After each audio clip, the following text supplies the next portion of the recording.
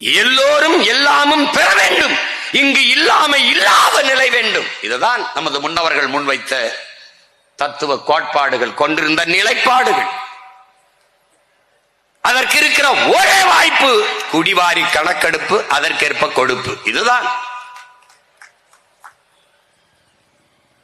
எல்லோருக்கும் உண்டானது எல்லோருக்கும் கிடைத்து விட்டால் நாட்டில் பிரச்சனை உருவாகுமா? அதான் கேள்வி.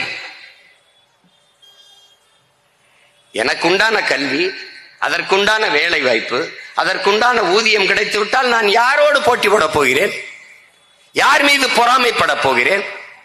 யாரை வீழ்த்த தாழ்த்த பாடுபட போகிறேன்? இல்லை.